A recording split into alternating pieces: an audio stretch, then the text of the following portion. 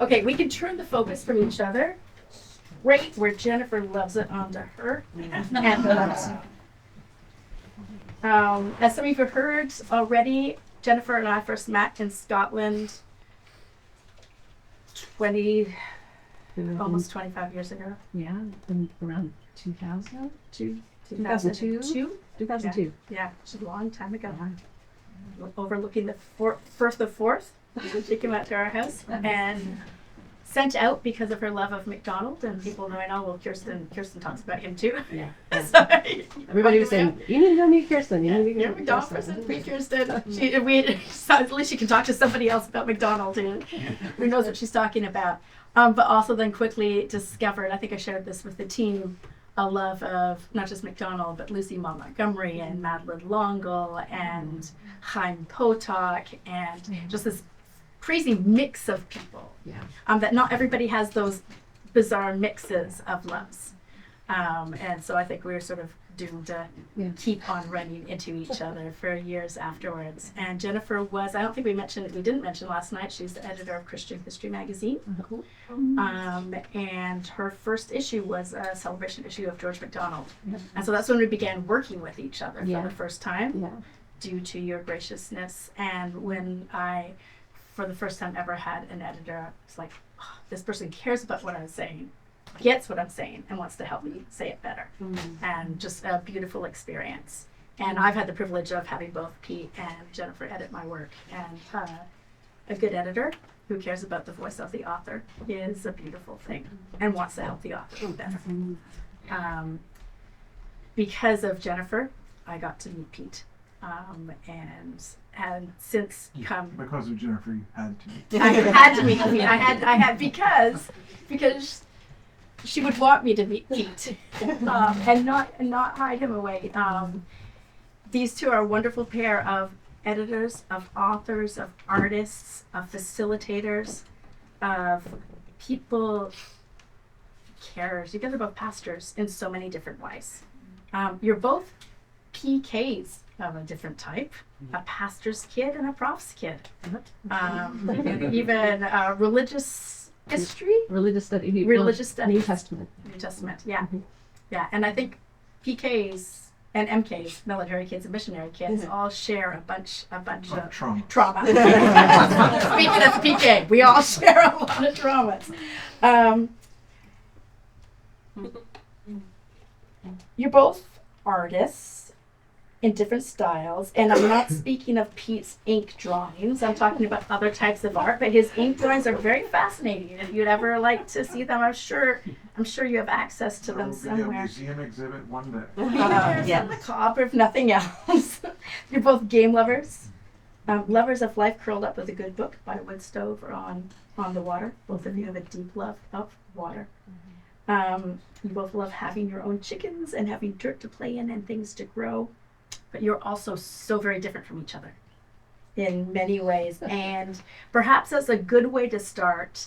And for those of you who are new to this, this is how we introduce the speakers of Linlathen, and get to know you. And this is our setup for the rest of the weekend in true Eugene Peterson style. Not asking you for a list of points, but getting to know you and why you are who you are and how you got here. And so I want to start with the question of, how are you different from each other? And perhaps in light of that, what differences that you love in each other? So just so we can frame it in a positive frame. Wow. Yeah. Wow, you're diving inside. This is not marriage therapy. This is like boasting about each other. This is my first reaction. This is a great example of a way in which we are very different and very the same. So Jennifer and I are both writers. We're both creative people in multiple arenas. And when we got married, I was immediately like, oh, I have a creative partner now. And because I'm an 8 on the Enneagram, mostly, like what I like is to be challenged. So if I've written something and I give it to somebody and I say, read this, tell me what you think, the thing that I desire from that partner is for them to go, okay, this is messed up, that's messed up, you should rearrange this is wrong, to point out all the flaws in what I've done so that I can go make it better. That's what I want. And so I just assumed that's what she wants. So early on in our relationship, she hands me something she's written, and I was like, "Well, you could really do better than this," and she was horrified. And so there was a long process, not long, but it was a process of us learning what one another needed in terms of creative feedback, because what she needs is for me to first recognize what's great about it, and then later we can talk about if there's improvements to be made. Whereas if somebody hands me something back and says it's great, I just write that person off. I'm like, whatever, you don't know what you're talking about. Hey, remember, I'm being everybody, extreme. no flattery to be And so, on the other side, of course, when we first got married, I gave him what I needed, which was like, oh, this is like just affirmation, and I didn't understand why that was not being greeted with. And don't let me like- get you wrong. I love to be told my stuff is great. But like what just I kinda really bounced want off. is to know how I can make something better. Yeah, and it took me a while to realize that was actually more flattering to him, more of a compliment to him, Yeah. than just the, oh, this is wonderful kind of thing. And I think that has realizing that difference has actually helped you in your editing of other people. Of realizing that, oh, like some people are like Jennifer, and I need to affirm first, and some people are like me, and Yeah. yeah. Yeah. I feel like that's also been helpful for me in the theater. I playwright and produce plays, and that is a process of navigating a wild array of personalities. And it's really helpful to know that with this actor, I can say, hey, don't do that again. And with this actor, I have to say, great job. Let's continue exploring.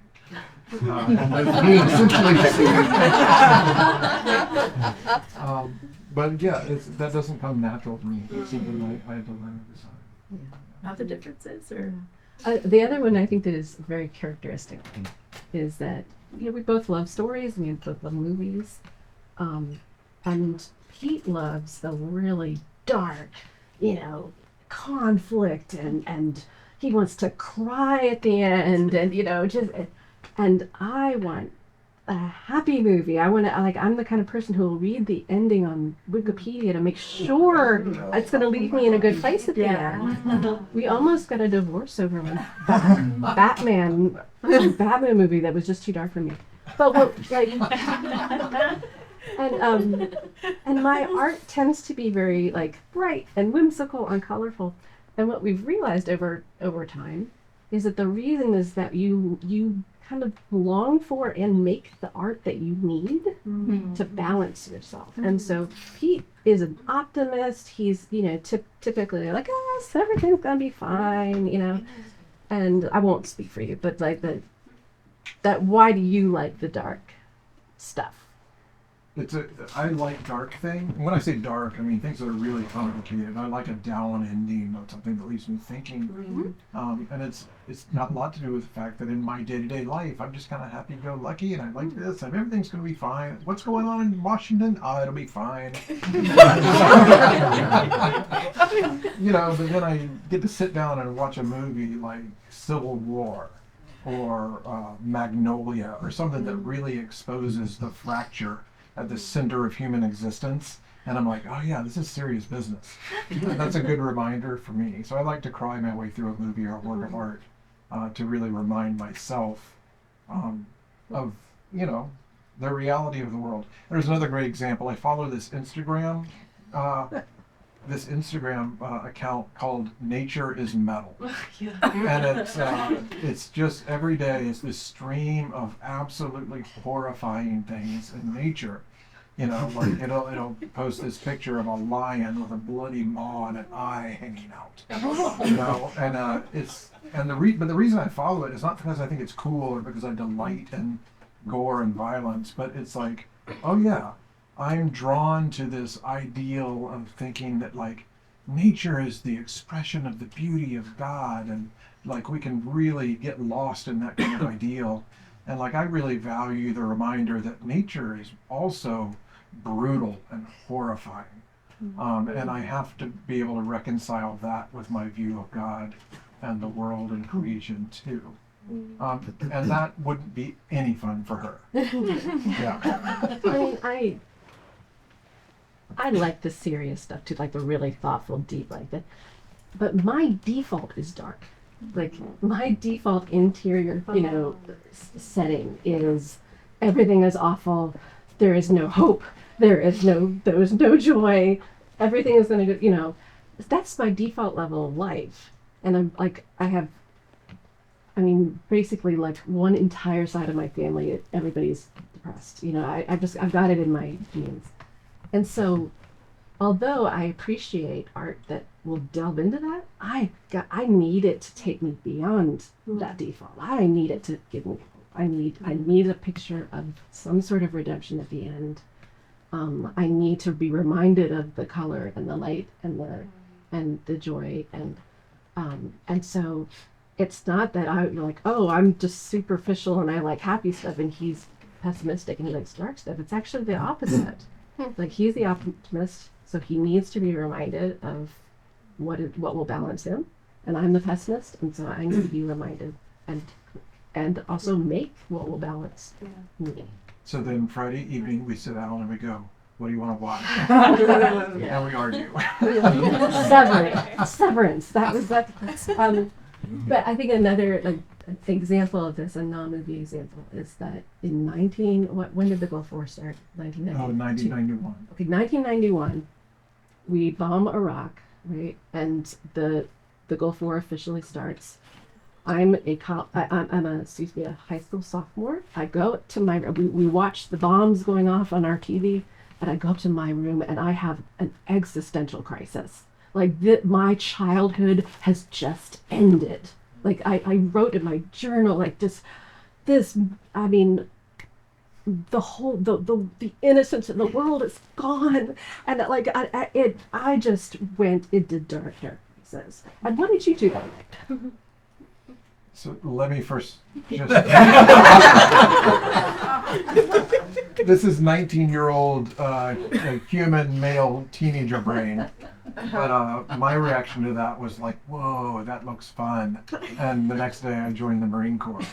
My literal thought process was, if there's going to be a war, I want some of the stories. And so please believe me, I recognize how dumb that is. And thankfully the war was over by the time I got out of boot camp. And I had 6 years of service in essentially peacetime, which seemed like the worst thing in the world then, but it's actually the best thing in the world. So I'm not as dumb anymore, most of the time. I think it's a great note to end on there. Those who were at the event last night or at the clergy lunch today have heard Pete describe Rabbit Room and its inception, and more that's going to weave through parts of the weekend. So from a slightly different angle, Jennifer, you first met Pete at the Rabbit Room's very first Hutchmoot gathering. How did you hear about it, and why did you, not least someone who's not super keen on large crowds, decide to go? I had been in Nashville for about 2 years, and I had made some friends who had introduced me to an Anglican church that is still my church, and started going to this church. But I did not really have a creative community at all. I had been writing my first book kind of in secret for years, and was not, still not brave enough to tell people, and I just hadn't really found anyone else who was an artist and a writer and didn't have any sort of community. And my church Facebook page came up with this, advertisement for this conference that was about Lewis and Vulcan and arts, and I was like, oh my gosh, maybe these are my people. And I'd heard about the Rabbit Room. I'd heard, some rumblings about it, and I'd been, I think, to a concert with, but I thought, oh, those are my people, and I couldn't afford it, and so I emailed and said, can I come as a volunteer? I can't, I would love to come, but I just can't afford it. And so Pete is the one who wrote back to me. Well, I remember you sent a link to your book too. You were like, I'm a children's author and really come to volunteer. And I was fielding a lot of that kind of email, and mostly it was just, no, we have enough. But I saw your book, and it was very clear that it wasn't the average, just kind of like, I'm trying to get a book published thing. And I was like, oh no, this girl's a legit writer. And I was, yeah, come and volunteer because you should be here, is what I thought. And then when she came, I was like, oh, and she's cute. And single.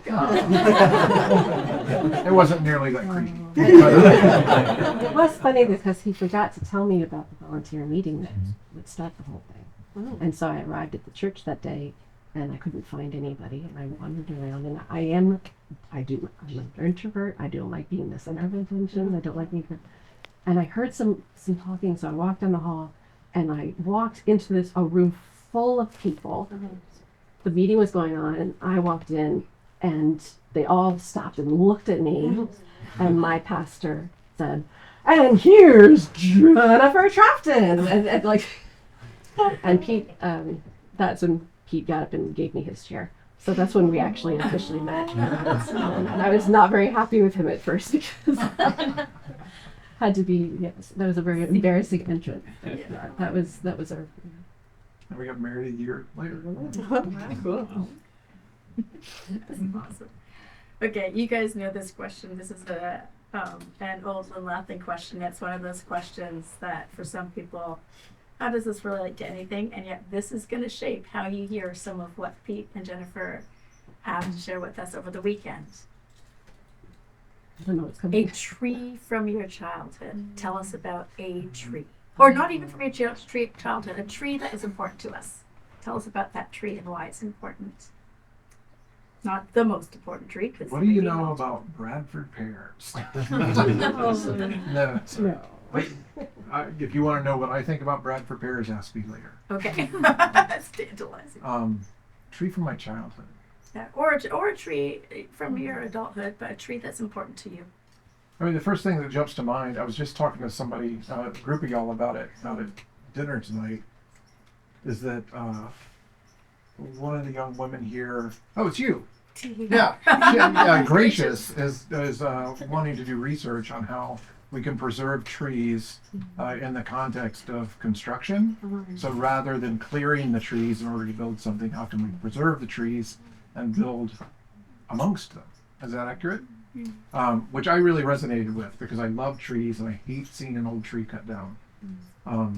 And in our neighborhood, which is a subdivision in Nashville, I'm frustrated that there's just this trend of just build all these houses that all look the same and then let's plant ornamental trees out in front of them. Rather than, if you have to clear the land and build houses, why not plant oaks and elms and trees that are going to be here for hundreds of years and provide shelter and shade and beauty over time, rather than a cheap ornamental thing that is been engineered in a laboratory to grow quickly, provide lots of flowers, and then die quickly so that it can be replaced by another tree. That's frustrating me. So anyway, we were talking about that, and I mourned the fact that that also means that the children who grow up in those neighborhoods will not be able to return as adults and appreciate the tree that they climbed and that they had a hammock under and that provided shade for the yard and all that kind of stuff. And I mourn that because I very specifically remember those trees in my childhood, and I can still to this day go back to where I grew up, and that old tree is still there. It doesn't look nearly as big as it used to because I'm bigger, but it's still there, and it's hundreds of years old, and it'll probably be here long after I'm gone. And specifically, I'm thinking of the tree that grew beside the road out in front of the post office that was across the street from my house. That the first time that I climbed up into the V of the branches, I immediately jumped out screaming because I had crawled into a nest of roaches. But anyway, so that's the first thing that comes to mind is that big old oak tree that hopefully has been not as hospitable to roaches as it once was. But my childhood home in Kentucky, we moved there when I was 2, and my parents didn't move out until I was 42. something like that. So it was home for a long time. And when we moved in, there were very few trees, and so my parents had to plant along the backyard fence all these little trees. And so I have gotten to see those trees grow, which is nice. But there was one pine tree that I could kind of crawl inside of and under, and kind of hide and have my dolls and stuff. And I had a little kind of sheltered nest with the pine branches around. And that's a pretty good picture of my childhood is Jennifer finding a little nook hidden away where I could completely just get lost in my own imagination. And that was one of the places. Cool. Thank you. Well, that's a really good segue to my wondering how did you first begin to be aware of the importance of thinking about creation? Or maybe I'm going to give you that question, get back there and start first about imagination. Who are some of your companions and creators of the past in shaping your imagination? And then we'll come forward to the next question. We're going to talk about that a lot tomorrow a little bit. Where do you start? Yeah. I don't know. So that was two questions. Yeah. Companions and imagination, and then creation. Yeah. So we'll put the creation one second and just set us up with Yeah. Well, some of your companions. my earliest memories of, like, as long as I can remember, I wanted to tell stories and be a writer. And the earliest memories of wanting to do that was, I can't remember the name of this book. Somebody in here is going to know it. Mm-hmm. But it was this old compilation of myths. And I want to say it was the Norse and Greek myths that I would just read and look at the pictures and Odin and Pandora's box and like all of this stuff. And so I remember early on, even as early as like first, second grade, writing stories that were myths and things. And then I, really quickly learned that my teachers loved that, and therefore I would do more of it. And mom and dad loved it, and I'd done more contests and things. But then I don't remember writing a great deal until later in my early adulthood. And in the intervening time, I fell in love with Stephen King. To my parents' great disapproval and warranted disapproval, honestly. I was a 13-year-old reading it, which is full of great storytelling and really problematic things. So that did shape me, and I think it probably did a lot of shaping on the way that I still tell stories and like the juxtaposition between things that are hard and beautiful. And Stephen King, I think, throughout his career has engaged really interesting themes in problematic ways. And I don't necessarily do that in my own work, but I do like challenging people. And I feel like King always challenged me. And so then it was Poe and Lovecraft and Melville and Dickens, and then it became the fantasy authors of my day, like Stephen Donaldson, Piers Anthony, that kind of stuff. So those were my earliest, I think, creative partners in how my imagination developed. And I guess I would also pair that with, as a child of the 80s, inescapably growing up with George Lucas and Steven Spielberg as some of the greatest storytellers of our age, for sure. Like, Steven Spielberg is a genius, and all of that sensibility is certainly built into the way I think about things. Cool.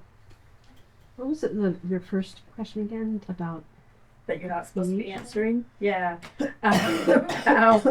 When and how did you first begin to be aware of the importance of thinking about creation? But I wanna preempt that with who are some of your Okay, so that one goes. your companions. Early companions, or Yeah. yeah. It's. I was talking to somebody today about sometimes there are seasons, or somebody said there's definitely been seasons where particular writer He has took been. us through some seasons. Yeah. So I think Excuse me, Jennifer, Yeah. could you just I'm speak down sorry. a little bit I'm louder? sorry. I need to learn to project. I loved the Thornton Burgess stories. Those were like the first stories that I loved. Sammy J. And the plot, yeah. and Peter Rabbit and all that. When I was young, I loved what I now realize is magical realism, more so than fantasy. And so it was The Wizard of Oz. I loved Narnia, of course.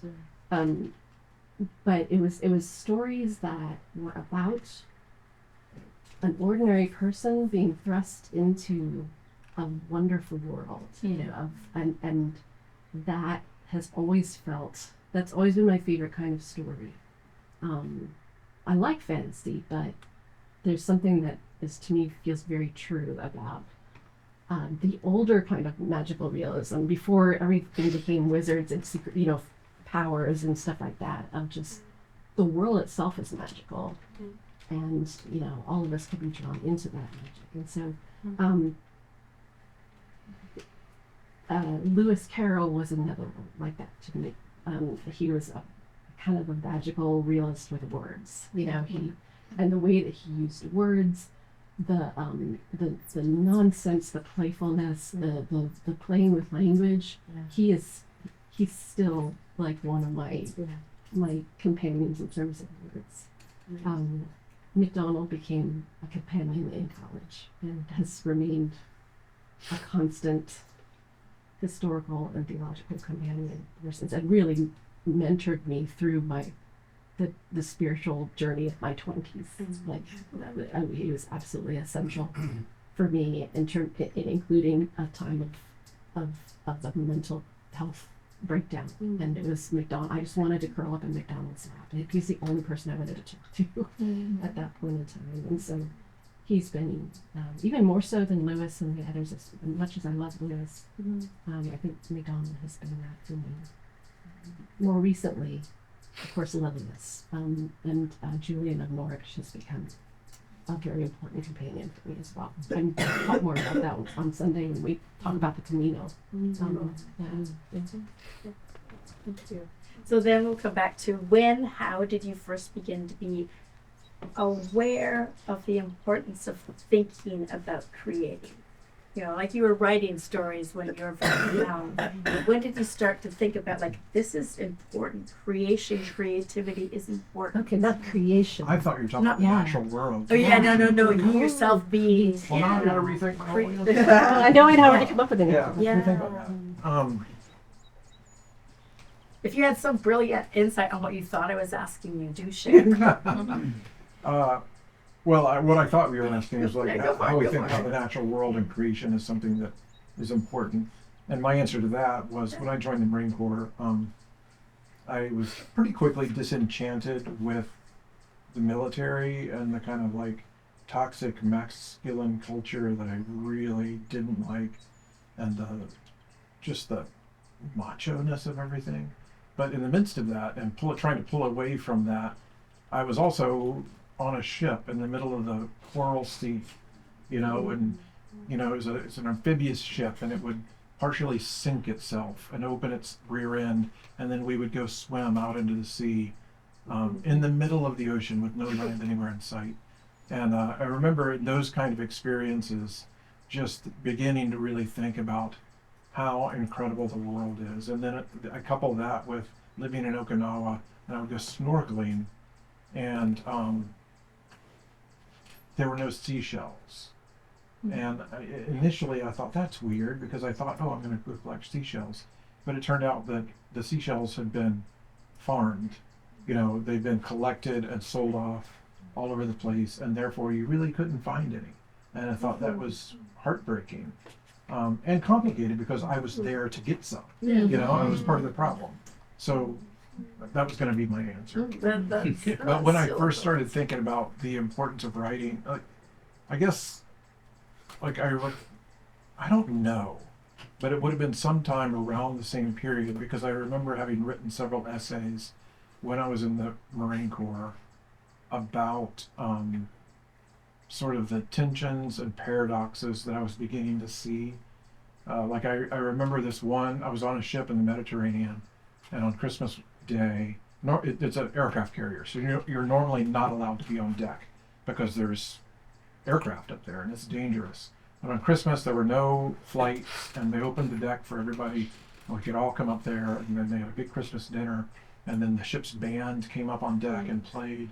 And I remember at sunset, we're out in the middle of the Mediterranean. The sun's going down. It's beautiful. The sea is just like glass, and the band is playing Neil Young's "Keep on Rockin' in the Free World," which is a great song, and it's a very anti-military song. But it doesn't, kind of like Bruce Springsteen's "Born in the USA," people that aren't paying attention don't realize it is. And so I'm on the deck with like 3,000 Marines and sailors, and they're all screaming, "Keep on rocking in the free world." And I'm just like, what is happening? Like, does nobody see the irony between the lyrics? And if you don't know that song, go read the lyrics. You'll understand. It's not a praise of the free world. It's talking about the disintegration of it. And I remember writing an essay about the irony of that situation. And it was well received. Like, I sent it to my dad, and he published it in like the local newspaper and stuff. And I think that's the first time I really began to think that, oh, like, writing is really good for something. It can expose something that is not immediately obvious to people. As far as art goes, I don't remember a time when I wasn't drawing. I just like it. Yeah. I was always that was always my first love. Just drew and drew and drew. But as far as writing goes, the beginning point was I was in 5th grade, and I was in the gifted and talented program, and we got to go off on Wednesdays and have special classes and stuff. And I took a creative writing class, which I'd never had before, and we wrote poetry. And the only other thing I remember is that we listened to Edgar Allan Poe's The Heart one that's buried underneath the Telltale Heart on audio and on record player. Vividly remember. But that was the first time I thought about like, sitting down and actually writing something. And my parents gave me a blank journal, and I started to write poetry. All of it sounds like Shel Silverstein, because that's what I was reading at the time. And I still have that journal, which is really special to go back to. Like it goes from like 5th grade to about 8th grade of all the poems and what I was thinking about and what I was feeling at the time. And so that was the first time when I was like, oh, I'm a writer now.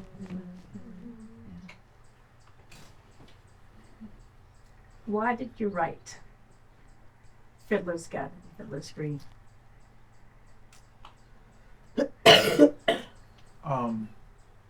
Man, that's a hard question. I think anybody who's writing seriously is trying to express some deep grief that they don't know how else to express. And I don't fully understand why it came out of me in that way all the time. I should clarify. So my novels, Fiddler's Gun, Fiddler's Green, are historical fiction novels about a young woman in the Revolutionary War who's an orphan and a fiddle player, and she's driven out of her home through a series of circumstances, caught up in the war, and finds herself aboard a privateer ship.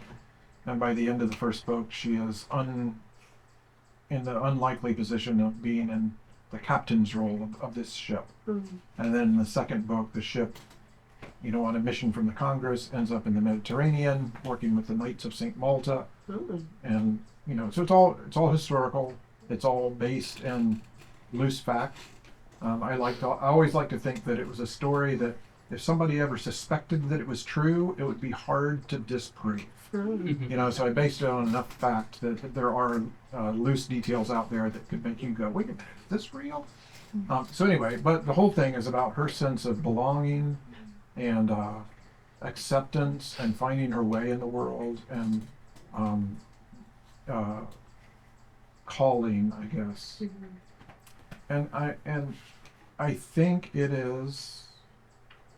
I mean, I don't know how to explain it other than that there's something in me that was lonely and felt misplaced, and the only way I knew to say what that was to write those books. I think that's fair. I don't know why else I would have written them. They certainly didn't make me any money. That's not true. There were episodes of books. But tell them the story about the name and the gravestone. Oh yeah. That's a fun story. So, oh yeah, this is the really practical version of this answer. Okay. Okay, so amidst all of that feeling of angst and misplacedness and uprootedness in my own heart, I was living in Florida, very lonely, and Christmas time was coming around, and I was just so tired of buying presents for everybody in my family. It was boring. I hated it. It makes me sound like a terrible person. But it was more like, is there a more fun way to do this? And so the idea that I came up with is, you know what? I'm going to build treasure chests for each of the families in my family. And I'm going to fill those treasure chests with the gifts that, that I normally buy and just wrap. So I did that. And then I surreptitiously took those treasure chests to my parents' farm on days when I knew that they weren't there, and buried them in the woods. And for each one I buried, I really clearly marked, where I knew where it was. And then I hand drew maps on parchment of my parents' whole property. And then the plan was I was going to write a little kind of limerick, like rhyme, as the legend for each map, that if you paid attention to the clues, it would lead you to where your treasure chest was buried. And he became the coolest uncle ever. This was months in the planning. And so I did this, and then the maps, I wrinkled them all up and burned the edges and this kind of stuff. It was very fun. But as I was getting ready to write these various poems that would lead people to their map, I thought, well, it doesn't make sense just to write anything. I need a backstory for why are these things here? So I kind of immediately came up with two characters, Peter Lemmy and Phineas Button. And I thought, okay, so there's these two pirates or something, and they're all going to be about these two characters. And so the first map that I drew, the clue was going to lead somebody out to this wooden grave, cross grave marker that was the gravesite of Phineas Button. And so I go back home to my workshop, and I'm carving the name Phineas Button into the wood that I'm going to go put out in the woods. I'm insane. I don't know what's wrong with me. Who does this? But I finished carving it, and I stand up to look at it, and I'm like, oh my gosh, I've misspelled the word Phineas. And I left the S off, and it said Phineas Button. And so I just thought about it for a moment, and I thought, well, okay, I guess it's a girl. So all these poems became about Phineas Button and Peter Lemmy.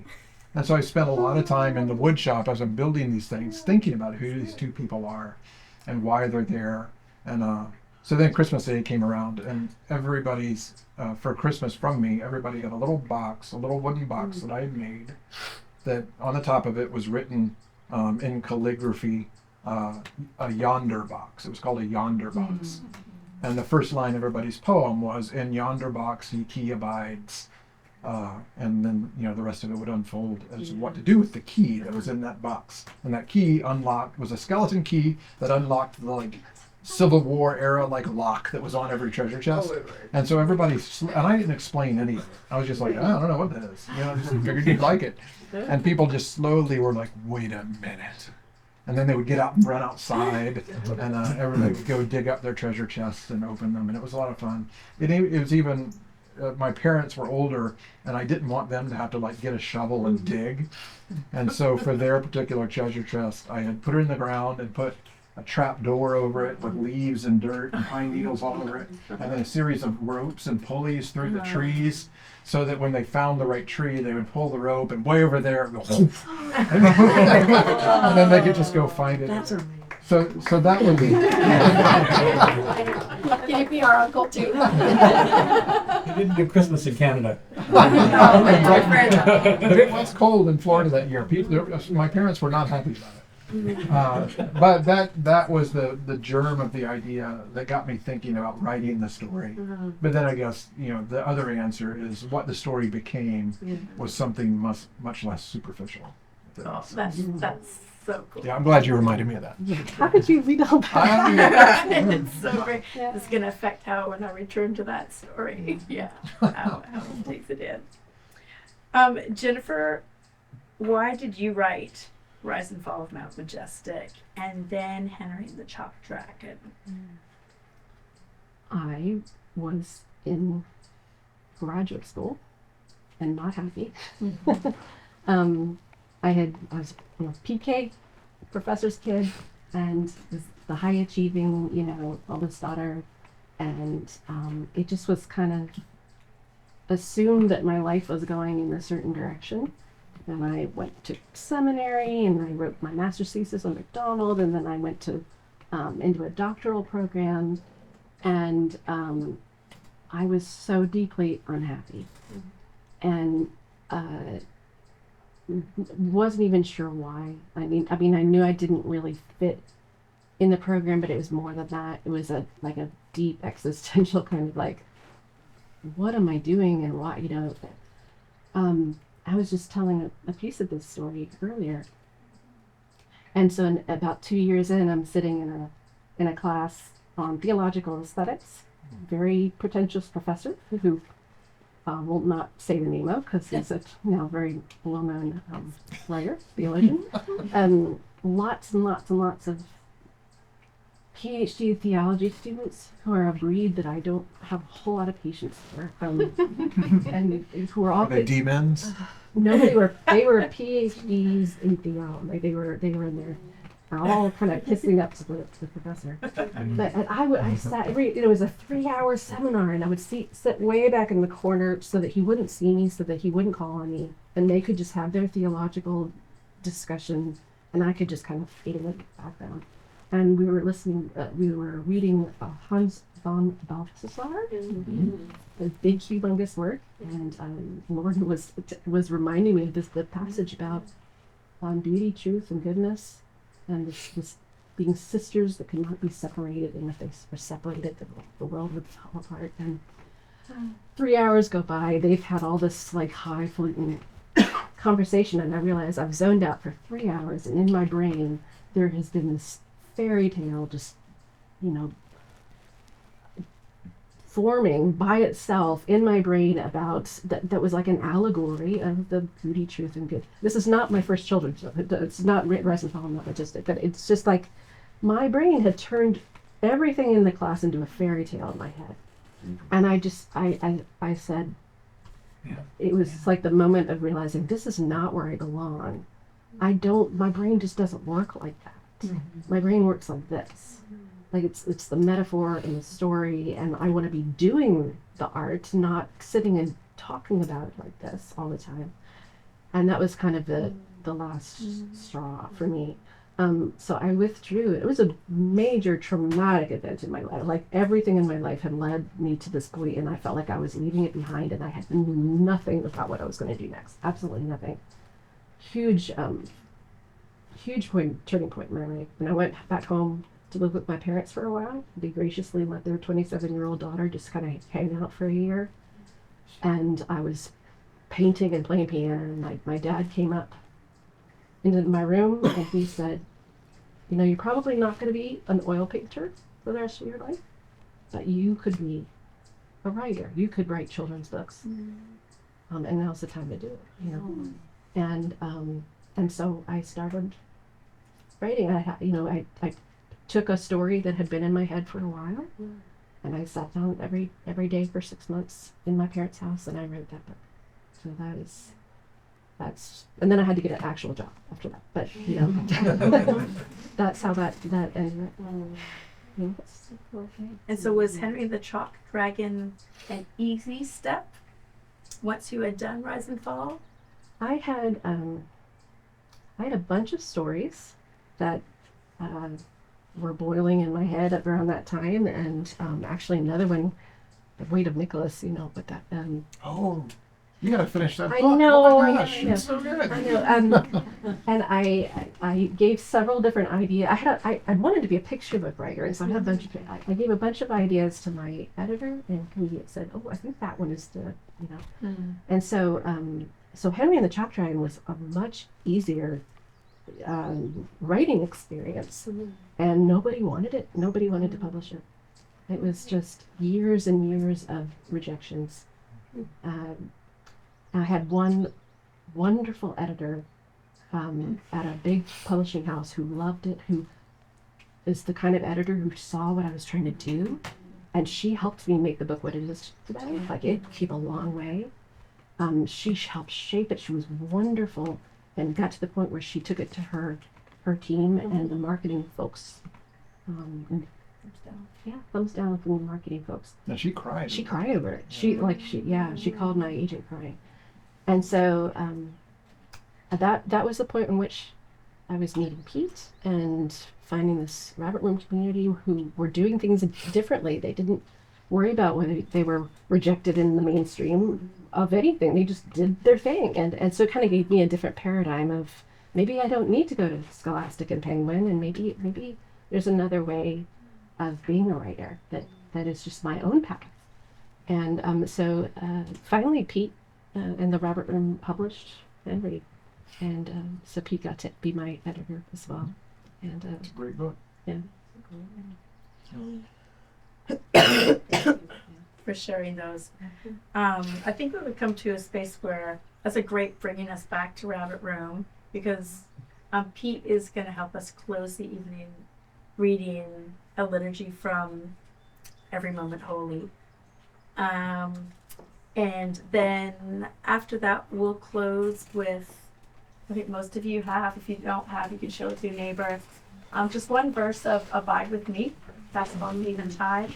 That then closes, if you're familiar, Jennifer says this was common at Girl Guides, also many camps across Canada, closing that out with the taps of Day is Done on the Sun. And for those who are not familiar with it, it's so simple. I think you'll find it very easy to fall into that. Maybe for now, I think the only real housekeeping that we need to do now is just a reminder that you are welcome to arrive anytime from 8:30 tomorrow morning. Try not to come before that, or if you arrive before then, you can arrive at 6 and go for walks. But just for the sake of the team and the people staying who are living in the house, who are running around showering and whatnot, come in anytime from 8:30. Coffee's going to be on. Muffins will await. Please wear walking shoes and attire that in which you can walk, so you're prepared for the second session of the day. And perhaps wear layers, because the day is supposed to go down to 15 tonight, so the day will start cool, and it's not going to get that cool again for a couple weeks. The temperature is going to rise during the day tomorrow. Saturday, tomorrow night, I think the coolest it's supposed to be is like 22 degrees. So it's going to get warm during the day and stay warm. So dressing for layers is smart. Any other sort of housekeeping questions that you might have tonight that you need answered, find somebody on the team, including myself, and ask us those questions. Otherwise, we'll go over stuff tomorrow morning. There will be, speaking of Henry and the Chalk Dragon, there are downstairs, I'll have out a few of our window chalks. There are some poems downstairs that need some illustrations around them. And That's amazing. I would love if you feel like decorating any of the windows downstairs. This is actually a multifunction. The reason that we're starting to chalk our windows is this prevents the birds from striking the windows. And so rather than just put dots all over the place, this is a much more fun way. They're more scared of dragons. More scared of dragons. Hopefully not as scared of the, Who drew this? Lilius Trotter. A friend named Paul who just showed up here unexpectedly earlier this year, who didn't know Windstone at all, and ended up staying for a little while. And also drew some other dragons on walls and places in the house. Yeah. And it was Chris actually that helped me go, oh yeah, it's a chalk dragon up there. I'm just so familiar with it being there now that I kind of forgot about that. So please feel free, if you see the window pendants downstairs, to pick those up and decorate the windows. I'm trying to run through my head to see if there's anything else that I need to say, other than before we read the liturgy and then move into Abide With Me. all of you, thank you for tonight. And Peter and Jennifer, especially, you guys have had a full, long, late night last night. And so thank you for your time today as well. Thanks so much for sharing some of who you are and teaching us through that. Yeah, so thank you.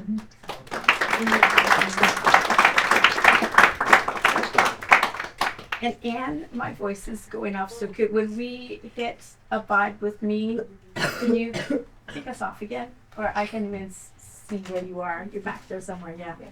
Is that cool? Sure. Okay, thank you, Anne. Okay, are you guys, is anybody in here familiar with Every Moment Holy? Does that ring a bell for some of y'all? So for those of you who maybe aren't, the Rabbit Room published the first volume of this collection back in 2016. It's a collection of liturgies or prayers for everyday moments, written by my good friend Douglas Kane McKelvey. And I think they're distinctive in that we are very careful not to write any liturgy that the church already has language for. So these are liturgies for laundry, a liturgy for paying your taxes, a liturgy for writing a book, etc., etc. Things of everyday life that lie outside the life of the church, as we generally think about it, which is interesting because fairly often we have people write to us and say, hey, would you guys add a liturgy for a baptism? And the answer is no. The church, that already exists. That's not the realm of what we're doing here. So if you're interested in knowing more about that, there are currently 3 volumes in existence. Volume 1 is a general collection. Volume 2 is called Death, Grief, and Hope. The first part of it is about sickness and dying, and everything that entails. And then the second part of it is about grieving and hoping. And it's a great thing to hand to somebody that's maybe walking through any of that stuff. And I honestly say it's a great thing for anybody to read just from a devotional perspective anyway. It was enormously powerful for me to edit and just to walk through all of these ideas about our relationship with death and how as Christians it ought to be different than the rest of the world. And then the third volume is called The Work of the People. And in that particular volume, we invited a lot of other writers, songwriters, poets to contribute liturgies to it. So it's a real collaborative work of a community. And I'm going to read one from that here in just a second. But it's coming out of actually this little booklet that will be published this fall widely. It's called Every Moment Holy Writers and Poets. And it's a subset of the existing published prayers that are specifically aimed at those who write. And so if you've got somebody in your life that fits that bill, this could be a really fun little gift. There's another one that already exists called Kitchen and Table. Right. That's all about cooking and hosting. And then we've got another small one like this coming out at Christmas time called Advent and Christmastide. And then actually, I will go ahead and say this, nobody in the world knows this yet. Doug is almost finished writing it's not volume 4, it's a new format. It's the next major release in the Every Moment Holy series. It's called Rites of Passage. And it's specifically aimed at young adulthood from the period of graduation through about 25 years old.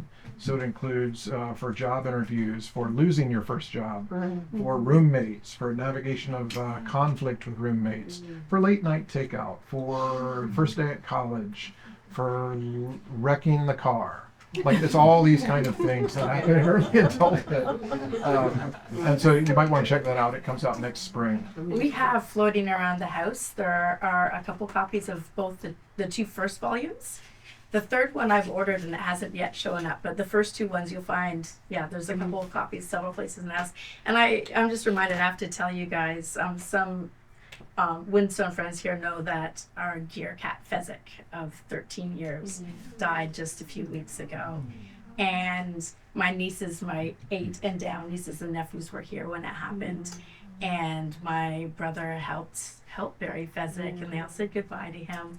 And what I didn't expect was they said, Aunt Kirsten, can we all go and stand by the grave? And I haven't even told my nieces here that they all picked flowers, these little kids. And then I didn't even know she knew it existed, but my sister-in-law opened up the liturgy for losing a pet. And it was very, very, very beautiful and unexpected. Yeah. Do you have a liturgy for the viewing of fireflies? Yeah. Guys, That's a good idea. please, when you leave tonight, do not forget to look for the fireflies. So I'm going to read a liturgy here that I think is appropriate for the weekend. It's a liturgy of rededication to the way of the amateur. And in the book, it points out that the root or the history, the etymology of the word amateur, like we tend to interpret it as somebody who does something in a not serious way. That's actually inaccurate. The word amateur means the one who does it for love. So it's upside down that in our culture we think of a professional artist, the one who does it for money as the serious one, and the one who does it for love as the unserious one. And so this liturgy is sort of a corrective to that way of thinking. So this is a liturgy of rededication to the way of the amateur. O great lover, all that you are and all that you do flows from and returns to love. You are the first amateur, the one who loved all of this into being, and by love sustains it. Shape and light, motion and mountain, seas and seeds and seasons. Because you love, red-tailed hawk, hammerhead shark, hog and hound and high sheen of beetles' wings. Because you love, man and woman, wonders spoken into being by the voice that is never indifferent, summoned from love, for love, to look and to listen and lean with every breath into your real and present delight. It is good, it is good, it is deeply good. This is the way of the amateur, to love what you love as you love it, to make, to mend, to move for the sake of love. O great lover, all that you are and all that you do flows from and returns to love. But I cannot say the same for myself. As it was for Adam and Eve, so too for me. In the fall, we failed not because we loved what you made and how you made it, but because we slivered it down to what we could make it mean to us. Identity diluted, veneer of value, your gifts twisted into idols. Instead of should, we heard shouldn't. Instead of you are, we heard you are not. Instead of guard this, we heard grab and eat and strive to be. We believe the lie, believe it still, and by this lie we are deceived. We say to ourselves, the way of the amateur is second best. The way of love will always be less. Better hedge your bets and hustle and hide. O great lover, forgive us. Every time I take your creation not for what it is, but for what it might make, for what I might make it mean to me, I fall and fail again. Every time I take my purpose to be mastery, marketability, and more, always more, I fall and fail again. For this, you, O word of delight, became flesh and made your home among us. I have forgotten how to be human, how to love what you love as you love it. Instead of loving, I covet and connive. Instead of speaking freely with joy of that which I love, I shrink and fall silent. This is itself a failure to love. But here is your glory, and here is your grace and truth, that you walked the way of the amateur, that you yourself became the way. Water turned wine, you loved for itself. Bread blessed, broken, given, you loved for itself. Sea beneath your tired feet, you loved for itself. All music and children and chime, every face and form, you loved for itself, and in the light of your love, it became more itself. In this light, perfect amateur, may I come home to all that is truly human, more like you and more like myself. Able again to love what you love as you love it, to fear not failure, but the failure to love, to delight in the dignity of risk. Oh, what courage it takes to learn, and to learn anew all care and craft and skill. Help me say yes to being clumsy at first, ham-fisted, left-footed, even laughable. For this is the true prerequisite to proficiency. And no good work begins or is sustained without risk. Restore me to this childlikeness, instinct of curiosity, unwearied delight and daring, glee in liking what I like because it is likable, and heal that child in me that first heard, you're not, you can't, you'd better, and thus learn to pursue only what I already knew I could do without faltering or failing. And that which I attempt for the first time, help me walk in the way of love. And that which I have done countless times, help me walk in the way of love. And that which I call a hobby, help me walk in the way of love. And that which garners me a paycheck, help me walk in the way of love. In youth, in adult years, in midlife, in old age, help me to walk in the way of love, happy always to be an amateur, forever one who loves that which I pursue. And may I find that in this love I am also pursued by you, first and greatest amateur. And when I detect in myself whiffs of indifference, drudgery, and boredom toward that which I once loved with a beginner's fervor, restore to me, great lover, my old affection, and help me trust that loving what you love as you love it is always a gift of your grace, and is itself an endeavor for which I must embrace this fearsome call to be an amateur. For it is good, it is good, it is deeply good. Amen.